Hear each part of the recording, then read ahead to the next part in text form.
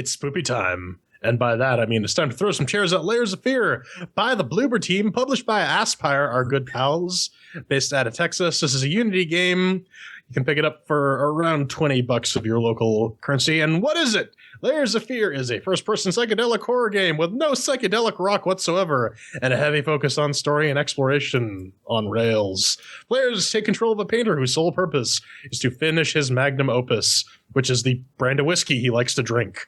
Full disclosure, AssPyre sent us keys, so yes. Keep that in mind. We got our CHAIRQUISITION. 1 chair means that it's garbage. 2 chairs means that it's meth. 3 chairs means that it's pretty good. 4 chairs means that it's amazeballs. We also got our categories, Oh Doom, mixed with working, shiny sounds, controls, and fun. So let's kick this off. Layer it on me, then. How did it make with the working? Oh, shut your cake. Well, over here on the Ubuntu 1404 LTS. 980 displayed, 4K powered, box of the business. I got to say, performance is genuinely better than it was in early access.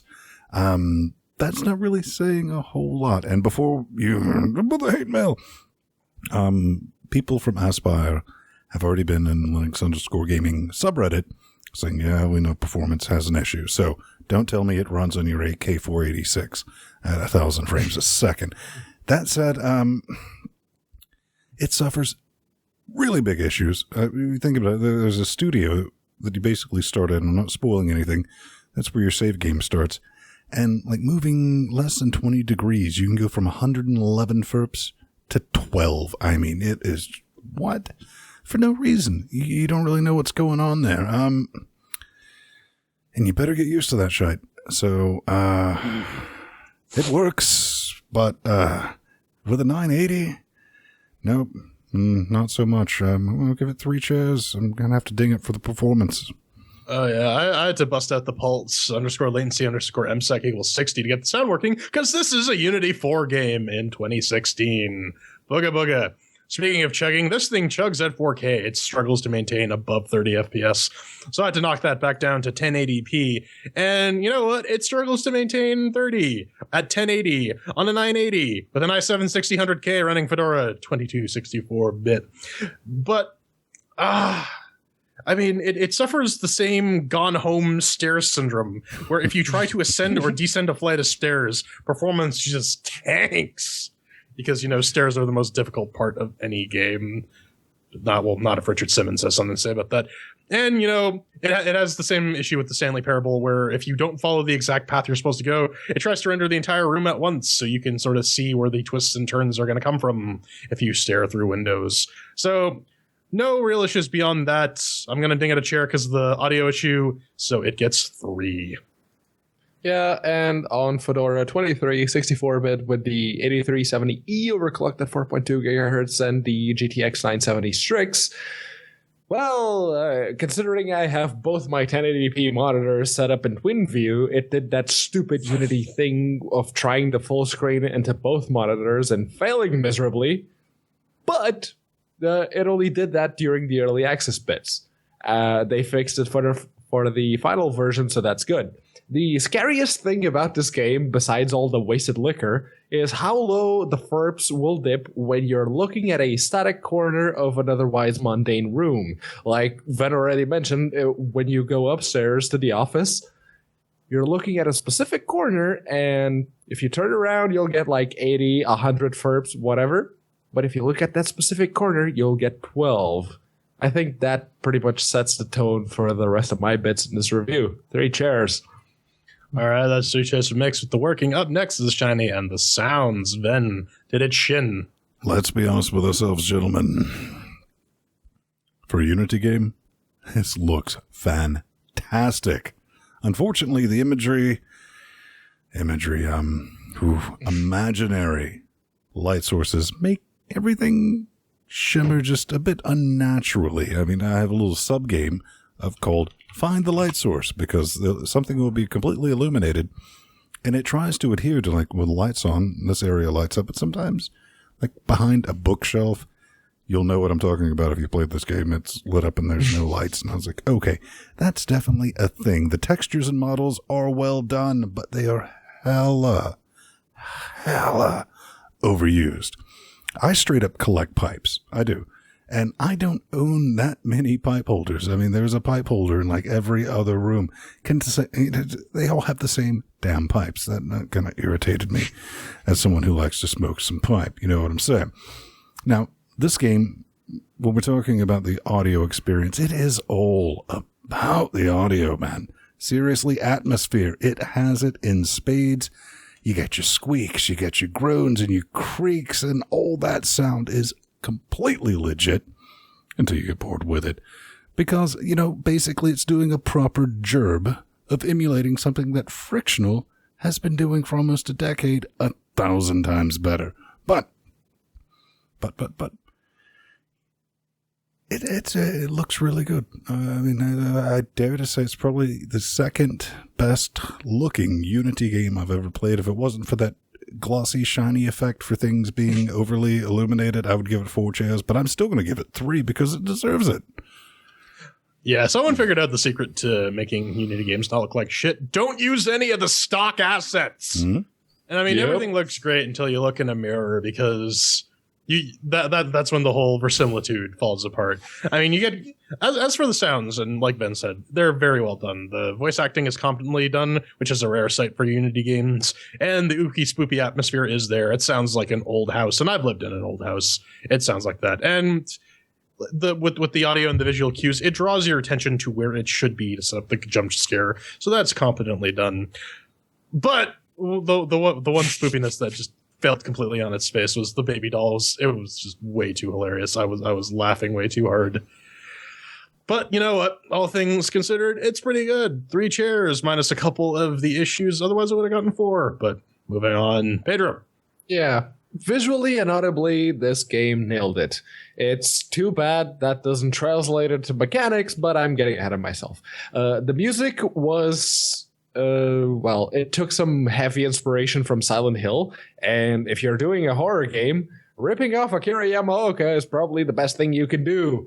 It's a very good-looking Unity game, like Ven and Jordan already mentioned. If you're not using the stock assets and buying some other from the store and then sticking them together like cardboard pieces with spit, and, putting it on Steam and calling it a game, you're actually doing a pretty good job, and that's what they did. I can't really fault them on anything when it comes to the shiny and the sound, so I can give it 4 chairs.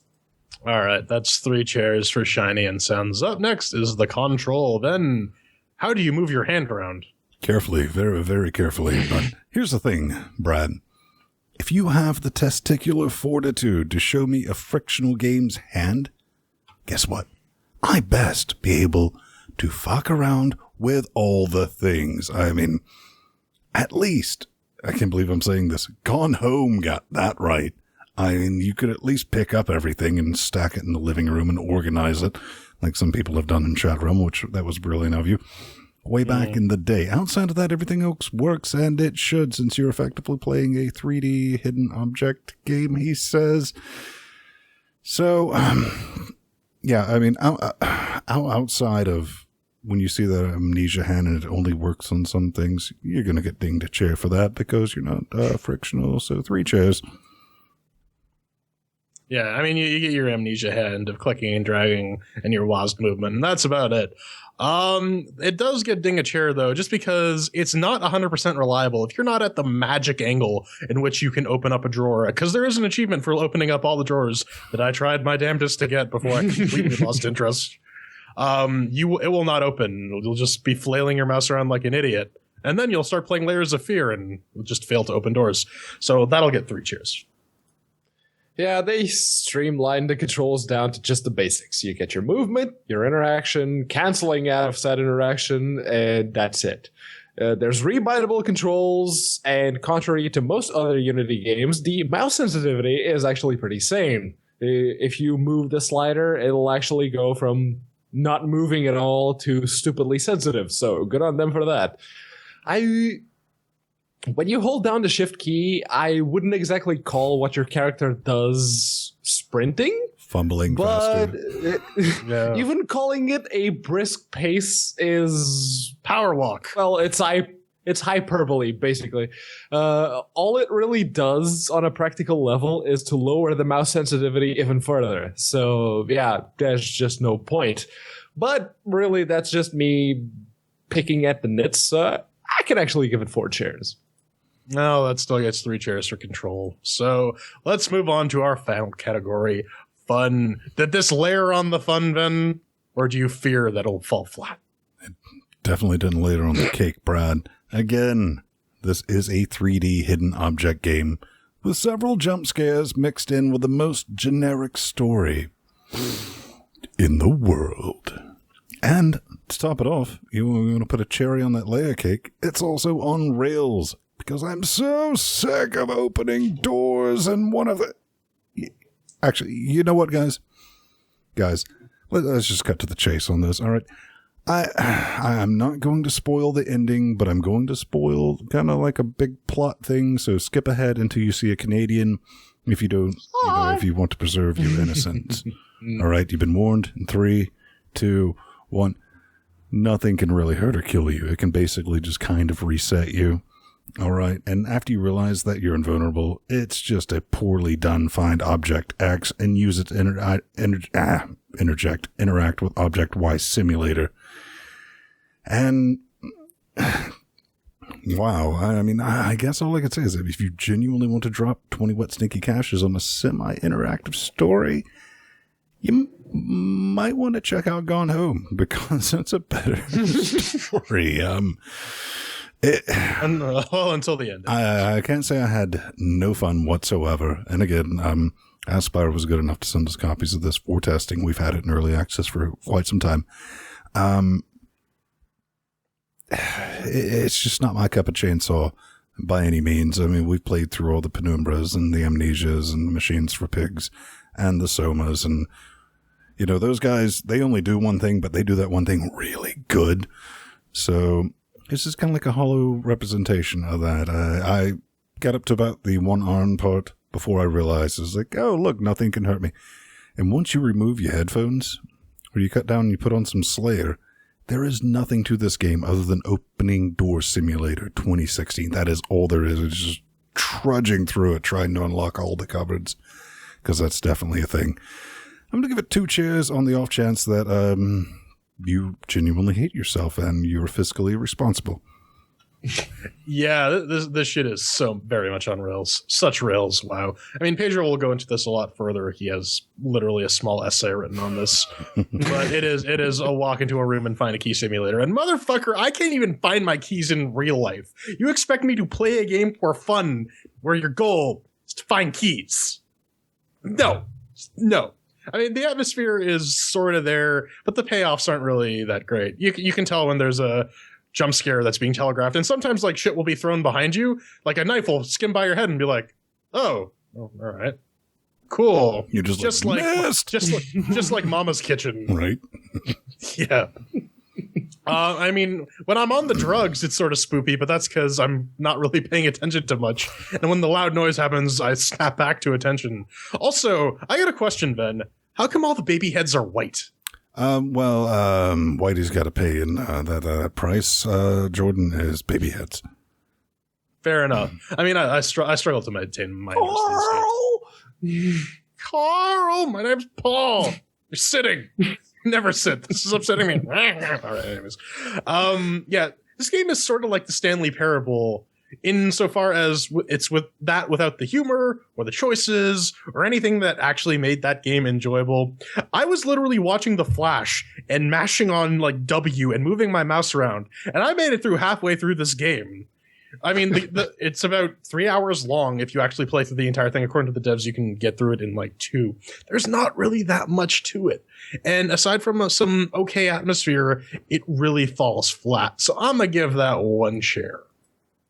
Yeah, like Jordan already hinted at, this is find whatever the developer coded as a key to use on whatever the developer coded as a door, the game. It seems to suffer or a light switch. from... Yeah, from many of the problems that the current generation of horror games seem to. The overuse of a given trope without rhyme or reason, zero branching or decision making, again, it's on fucking rails. Random, supposedly scary events that just had me laughing my ass off. The point that I stopped playing was when a doll came running out of a door and went face first into one of the cupboards. I laughed so hard I had to hit Alt F4 at that point. Oh yeah, It doesn't really have a flashlight, so I can't really fault it for being shitty on that regard, but I can fault it for being shitty on many others. You see, of all the Silent Hill games it could rip off, it went for The Room. Silent Hill 4 The Room was riddled with missteps and good ideas implemented poorly. I liked its premise, just like the premise in Layers of Fear is very appealing. Did you kill your wife? Did she just die from her affliction? Where's your kid? Those are all questions that I would very much like to see answered organically. Oh, but Pedro, what do you mean organically? I mean storytelling through gameplay. The best example I can think of is Fallout 2, and if you want to stay within the horror genre, Amnesia: The Dark Descent. But no, that's not what happens in this game. All you get is plot dumps by picking up notes or staring at pictures or literally staring at a goddamn painting while standing still, not being able to do a damn thing about it. And this is the point where you can cue the watching paint dry jokes. I'm serious. Did no one during the development of this game actually stop to consider that their horror game may actually be used as the butt of a then watching paint dry joke? But that's beside the point. The atmosphere kind of works right up until the music starts looping for the third time in a row because you're taking too long to figure out what the developer was thinking at any given puzzle. That and the FERPs take a dive whenever there's about to be a more complex thing happening, like a jump scare. That's an immersion killer right there. And then there's probably the most controversial point of my opinion when it comes to this game, which is ludonarrative dissonance, when the gameplay clashes with the premise/plot. You're a painter trying to finish your Magnum Opus, yet you go around in circles in your house doing anything but pick up a goddamn paintbrush. Now, I don't know. That's a pretty apt metaphor for the creative process. Yeah, one might make the argument that's because he's using something else, something more sinister for his Magnum Opus. But literally all you're doing in the game is finding keys to open doors and combinations to padlocks and safes. Oh, but look at the all of the dark imagery that you have going on. Bitch, I played through Amnesia: The Dark Descent twice over. You want dark imagery? Play that thing twice over while paying attention. That's got plenty of dark imagery. This one doesn't even cut it. What really kills it for me is the over-reliance on jump scares. You remember the Outlast review we did? Yeah, I hated that one too. One chair. Oh, hang on. Sorry. I was looking for my prop skeleton so I could replace me with it, so we could illustrate how long that actually took. Okay, that's one chair for fun, and I too have a dream. No, I'm not going to go into that. So if we tally all that up, we get 2 chairs for layer cake of fear, 3-layer fear dip burrito. I don't care what it is. I'm not a fan. Gentlemen, final thoughts. Well, if Dorian Gray had gone to Silent Hill and suffering from after suffering from amnesia, that would have been a better horror story than this game. I don't know. My first thoughts with this was, let's face facts. A Machine for Pigs was on rails effectively as well. Yes. You start off with the same premise that, oh, look, I can go explore. You really can't. Same thing with this game. The thing with Amnesia, before, you hit that point in Amnesia, you're like, oh, all right, don't have to care about this game either. Up until that point, the story, holy fuckballs. You're like, oh, what is going on here? This game, you're like, meh, all right. So you might have noped up your wife or maybe your kid. Who knows? Who cares? But the biggest thing I'd take away from this is I'm a fuck-mothering Vin Stone. In real life, this game is at best, for me, a Tuesday. All right. I'm sorry. I'm no ooga booga for me. Oh yeah, and I mean, anytime Ben starts painting, you basically end up in this scenario anyways, drunk and stumbling around your house, trying to find a way out, and maybe some teeth to use as white paint. But that's just really racist. I mean, honestly, AssPyre, this isn't your fault. You just published the turd. You didn't actually write it. But I mean, this game is boring. I cannot maintain my interest. I had to literally multitask while playing this game to even make progress because I just didn't care. I don't. Listen, if you like walking simulators, maybe give this a look when it goes on sale for like $2. Don't stay away. Stay away.